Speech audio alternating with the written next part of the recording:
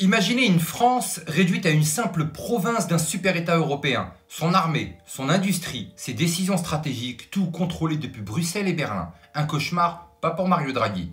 Le 18 mars, l'ancien président de la BCE et ex-premier ministre italien a présenté sa vision. Une armée européenne unique, une dissuasion nucléaire partagée, un gouvernement centralisé qui impose ses lois aux nations. Et qui sera à la tête de ce monstre bureaucratique? L'Allemagne et ses alliés. Ce projet, c'est la continuité du 4e Reich, une Europe germanisée, dirigée par une élite non élue, où les États ne sont plus que des exécutants d'ordre venus d'en haut. Et Macron dans tout ça? Silence radio, parce qu'il sait très bien que ce projet servirait avant tout ses maîtres bruxellois et les intérêts allemands.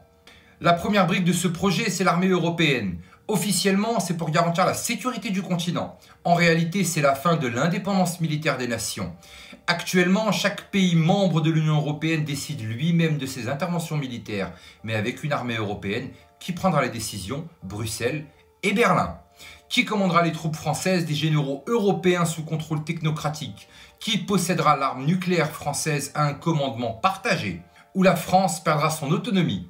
Le pire, ce ne serait même pas une armée efficace. Les projets militaires européens comme le SCAF, l'avion de combat du futur ou l'Eurodrone sont des catastrophes industrielles. Mais pourquoi ce projet maintenant? Parce que l'OTAN est de plus en plus critiquée. Beaucoup d'Européens commencent à se méfier des Américains. Et si l'OTAN devenait impopulaire, les mondialistes auraient besoin d'un plan B. L'armée européenne sera alors une OTAN bis sous contrôle allemand, mais toujours inféodée aux intérêts de Washington. Draghi sait très bien que pour créer une armée européenne, il faut de l'argent. Beaucoup d'argent. C'est pour cela qu'il propose la mutualisation des dettes européennes. Autrement dit, les pays économes paieront les déficits des autres. Les dettes de l'Allemagne, de l'Italie et d'autres seront partagées et ce sera à nous de payer la note. Ce n'est pas une simple réforme financière, c'est une prise de contrôle économique, une façon de lier les pays à Bruxelles et de les rendre dépendants pour qu'il n'ait plus aucun moyen de sortir du système. Et l'industrie de défense dans tout ça? Draghi veut une consolidation, fin des fabricants nationaux, centralisation de la production et standardisation des armements sous contrôle européen. Et qui bénéficiera de tout ça? L'Allemagne, car c'est elle qui a les plus gros industriels, les moyens de production et l'influence nécessaire pour imposer ses choix. Mais attention, ce projet ne concerne pas que l'armée. Draghi veut centraliser toutes les grandes technologies européennes, intelligence artificielle, cybersécurité et même le cloud computing.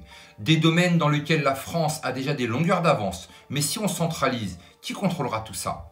Encore Bruxelles et derrière Bruxelles, les intérêts allemands et américains.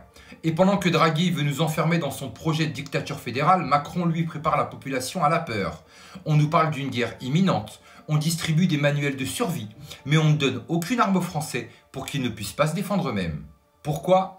Parce que Macron sait que si le peuple est armé, il peut renverser son gouvernement. Regardez les États-Unis, les Américains ont un droit constitutionnel aux armes. Le gouvernement ne peut pas leur imposer tout et n'importe quoi. Ils ont les moyens de résister. Mais en France, c'est l'inverse. On nous maintient dans la peur, mais on nous refuse les moyens de nous protéger. Nous sommes à un tournant historique. Si Draghi et ses alliés réussissent, c'en est fini de la France en tant que nation indépendante. Plus d'armée nationale, plus de diplomatie indépendante, plus d'industrie souveraine et au final, une Europe fédérale sous domination allemande où les peuples ne décideront de plus rien. Et si ce projet n'était qu'une résurgence du vieux rêve impérial allemand? Une Europe unifiée sous le commandement central, une structure où les peuples doivent obéir sans discuter, un projet que l'Allemagne a toujours voulu imposer par la force ou par la politique. Le 4e Reich est-il en train de naître sous nos yeux sous couvert d'intégration européenne? Macron, Draghi, Von der Leyen, tous avancent vers ce même objectif. Alors, allons-nous nous laisser faire ou allons-nous nous battre pour notre souveraineté? Dites-moi en commentaire, partagez cette vidéo si vous la jugez utile, mais surtout n'oubliez pas, on n'est clairement pas au bout de nos surprises.